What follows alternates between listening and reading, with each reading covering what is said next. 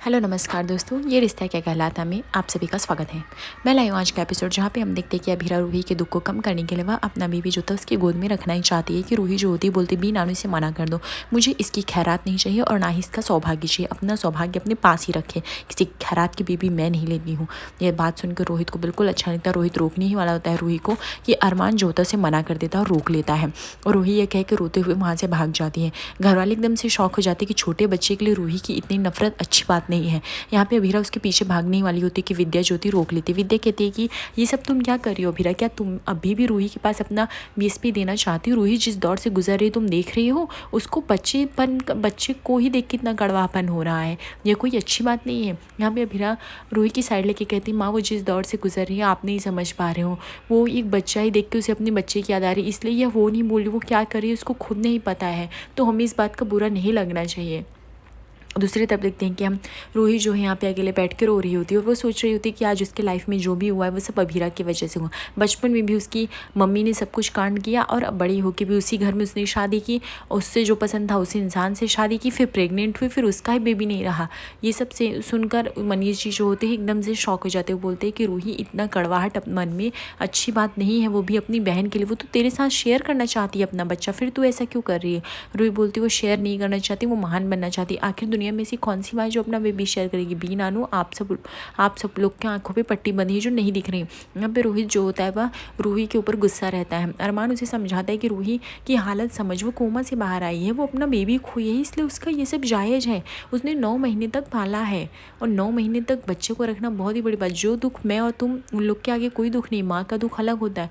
यहाँ पे रोहित कहता है आई अंडरस्टैंड, लेकिन वो बीएसपी को मुझे डर लगता है पहचान ना पाए। लेकिन पहचानना तो छोड़ो, उसने उसे गोदी में लेने से भी इनकार कर दिया, इतनी कड़वाहट नहीं अच्छी बात है। यहाँ पे अरमान जो होता है उसको होप देके कहता है सब ठीक हो जाएगा, थोड़ा वक्त तो दे।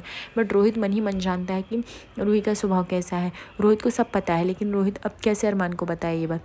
और यहाँ पे अभीरा भी परेशान रहती है, तभी अरमान आ जाता है और उसे रिलैक्स करने की कोशिश करता है। वो बोलता है कि जो भी हो रहा है अभीरा इतना टेंशन मत लो। अभीरा बोलती मैं सिर्फ रूही के लिए टेंशन, रूही ने जो बोला वो टाइम तो मैंने रिएक्ट नहीं किया, बट मुझे अभी अपने बेबी के लिए सुनकर बहुत बुरा लग रहा है, उसने उसे खैरात कैसे कह दिया, मेरा बेस पे तो कितना अच्छा है। अरमान बोलता है ये छोड़ो सब ठीक हो जाएगा। अभीरा बोलती हाँ, फिर अभीरा बोलती कि मेरा बेस पे जल्दी से जल्दी बड़ा हो जाएगा 2 सालों में, फिर इसका क्यूटनेस जो चला जाएगा, फिर मुझे स्कूल में इसको यूनिफॉर्म पहना के भेजना पड़ेगा।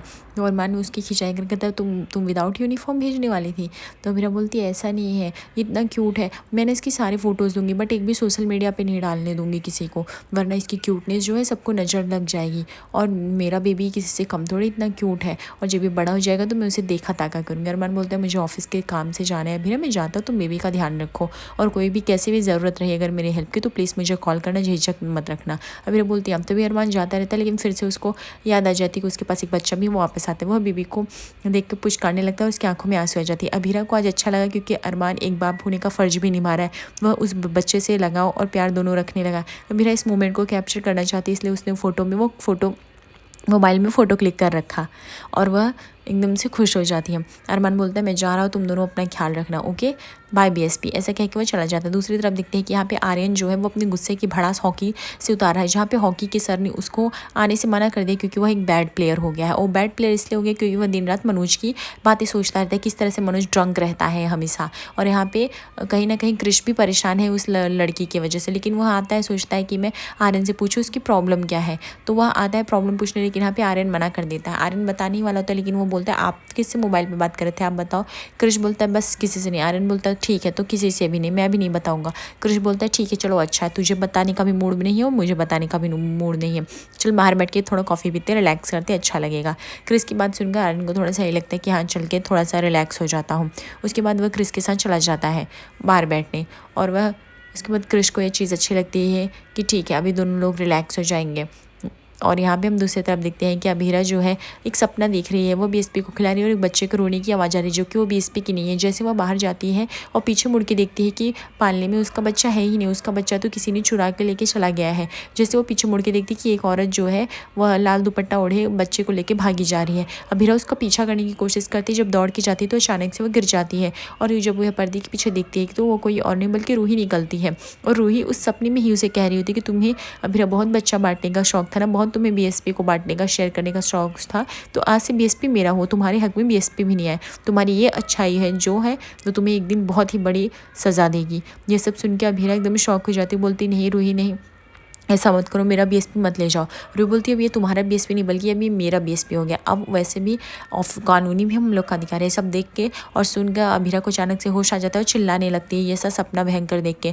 तभी उसके चिल्लाने की आवाज़ से बेबी जो होता है बीएसपी बहुत ही रोने लगता है। अभीरा जो होती है उसको शांत करने की कोशिश करती है बीएसपी को, बट यहाँ पे बीएसपी का रोना बिल्कुल भी शांत नहीं होता है और बीएसपी रोए ही जा रहा होता है। यहाँ पे रूही जो होती है वह आईने में अपनी बॉडी देख के रो रही होती है और उसे कोई भी कपड़े फिट नहीं आ रहे होते हैं, क्योंकि प्रेगनेंसी के टाइम उसने कितने बड़े बड़े कपड़े पहने थे वो पेट की वजह से, अब वो पेट भी नहीं रहा और वह यहाँ पे रो रही होती है। रोहित को डर है कहीं रूही अकेले में कुछ करना ले, इसलिए वो बार बार दरवाजा नॉक कर रहा है और रूही से खोलने की रिक्वेस्ट कर रहा है। यहाँ पे रूही जो है वो बीएसपी की रोने की आवाज़ से पक चुकी है और उसका सर दर्द कर रहा है। वो बोलती है बच्चा पता नहीं क्यों इतना रोता रहता है, मुझे इसकी आवाज़ कान में बहुत ही ज़्यादा चुभती रहती है और ऊपर से मेरी परेशानी कम नहीं होती और ये बच्चा चिल्लाता रहता है। यहाँ पे अभीरा एकदम परेशान हो गई है, पर वो बीएसपी को यहाँ पे फीड भी नहीं करा पा रही है, ना ही उसे दूध पिला पा रही है, क्योंकि अभीरा को दूध ही नहीं हो रहा है और यह यहाँ पे एक फेलियर मदर की तरह साबित हो रही है। अभीरा रो रही है कि पता नहीं मैं कैसी माँ हूँ, मैं तो अपने बच्चे को दूध भी नहीं पिला सकती, उसे भूखा रखी हूँ। तभी यहाँ पे रोहित आ जाता है, बोलता है रूही तुमने इतने कपड़े बिखेर क्यों रखे हैं। रूही बोलती है तुम मैं क्या ही करूँ, तुम ही बताओ ना रोहित। यहाँ पे देखते हैं कि तभी अभीरा के पास अरमान का फ़ोन आ जाता है। अरमान बोलता है सब कुछ ठीक है ना। अभीरा उसे झूठ बोल के कह देती है हाँ सब ठीक है, बस बीएसपी उठा है इसलिए थोड़ा सा रो रहा है। यहाँ पे रोहित उसे समझाता है कोई बात नहीं रूही, सब कुछ ठीक हो जाएगा, मैं तुम्हारे साथ हूँ। तब प्रेगनेंसी के टाइम कपड़े थे, अब ये नहीं होंगे, तुम्हें भी ये बात पता है, इतना मत रो, चलो कोई बात नहीं मैं हूँ।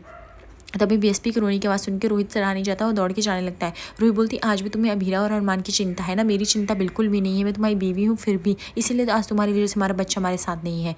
और यहाँ पे हम देखते हैं कि अभीरा जो बीएसपी को बहुत ही चुप कराने की कोशिश कर रही थी, डॉक्टर को कॉल लगा रही थी कि डॉक्टर का अपॉइंटमेंट मिल जाए तो पता लगे, लेकिन डॉक्टर जो है छुट्टी पे है। तभी यहाँ पे विद्या और मनीषा सभी औरतें आ जाती हैं और यहाँ पे विद्या जो थी टॉन्ट मारने लगती है अभीरा को कि आजकल की माएँ जो है अपने फिटनेस पे ध्यान ही नहीं रखती हैं, तो ब्रेस्ट फीडिंग की तो प्रॉब्लम होगी ही ना, बच्चा कैसे दूध पिएगा, इतना कॉफ़ी चाय तुम लोग पीते हो, तुम लोग का रहन सहन इतना बदल गया है। हमारे ज़माने में तो ऐसी कोई प्रॉब्लम नहीं होती थी, बच्चा एकदम स्वस्थ तंदुरुस्त होता था और दूध भी एकदम आराम से पी लेता था, लेकिन यहाँ पे तुमको तो दूध ही नहीं बन रहा है। अगर तुम अभीरा अपना पहले से ध्यान रखती तो ये सब लापरवाही क्यों होती। दादी साहब भी बोलने लगती है हाँ आजकल के तो बच्चे तो इरिस्पॉन्सिबल हो गए हैं, हमारे ज़माने में तो कभी ये सब नहीं, आज प्रेगनेंसी कॉम्प्लिकेशन ये वो। यहाँ पे काजल जो होती है इस बात से इनकार करते होती है ऐसा नहीं है, पहले भी ये प्रॉब्लम होती थी, मेरे साथ ये प्रॉब्लम हुई थी और मेरी बुआ सास मुझे बहुत ही ताना मारा करती थी, एटलीस्ट आप लोग अभीरा के साथ तो ऐसा मत कीजिए। यहाँ पे हम देखते हैं रूही जो होती है डॉक्टर के ऊपर भड़क रही थी, वो डॉक्टर जो डिलीवरी की होती बेबी का।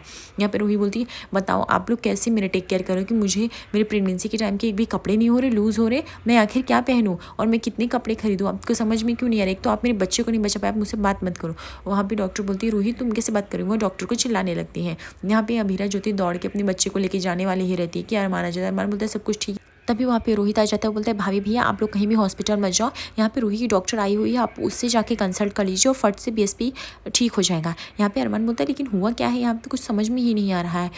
अभीरा बोलती है थैंक यू रोहित तुमने बता दिया, मैं सुबह से बेबी को दूध नहीं पिला पा रही हूँ, उसकी वजह से ये बहुत ही चिल्ला और रो रहा है, मैं जा रही हूँ। यहाँ पे अरमान बोलते हैं तूने क्या किया रोहित, किसके पास भेज दिया है, वो डॉक्टर डिलीवरी की उसको पता है वो बच्चों को पहचान जाएगी। रोहित बोलता है आप डोंट वरी, मैंने उस डॉक्टर से पहले ही बात कर ली, उसे मुँह बंद रखने को कहा था मैंने, ये हमारा फैमिली मैटर और वो डॉक्टर बच्चे को डिलीवरी की, इसलिए वो बच्चे को अच्छे से जानती है और रूही की हेल्थ को भी, इसलिए आप इसकी चिंता बिल्कुल भी मत करो ठीक है, और सब कुछ संभल जाएगा। यहाँ पे अभीरा ज्योति रोते रोते डॉक्टर के पास पहुँचती है, जहाँ पे रूही भी खड़ी रहती है। वो डॉक्टर से अपील करती है कि प्लीज़ ऐसा कुछ करो जिससे मेरा बेबी का भूख शांत हो जाए, मैं क्या करूँ। लेकिन यहाँ पे रूही जो होती है उसे बिल्कुल भी ये बात पसंद नहीं आती। आज रात के हम एपिसोड में देखेंगे कि यहाँ पे जो यहाँ पे संजय अपनी चाल चल के मासा से रिक्वेस्ट करता है कि अभीरा को फिर से नौकरी ज्वाइन करने ना दे, क्योंकि हमने औरतों और आदमियों के पहले रिस्पॉन्सिबिलिटी बदल दी थी, ये अभीरा ने आके सभी औरतों को इसका हक देने लगी। अगर ये ऑफिस नहीं जाएंगी तभी हम लोग की भलाई है और इस घर की औरतों के लिए भी। आगे आपकी इच्छा है मासा, यही समय है जहाँ पे हम उसको बच्चे की जिम्मेदारी दे के रोक सकते हैं, लेकिन आगे आपको सोचना है कि क्या करना है। यहाँ पे कावेरी के मन में बहुत सारे सवाल उठते हैं, आने वाले हम एपिसोड में देखते हैं कि आखिर कावेरी का फैसला क्या होगा। ऐसे ही बने रहिए, लाइक और सब्सक्राइब करिए, धन्यवाद।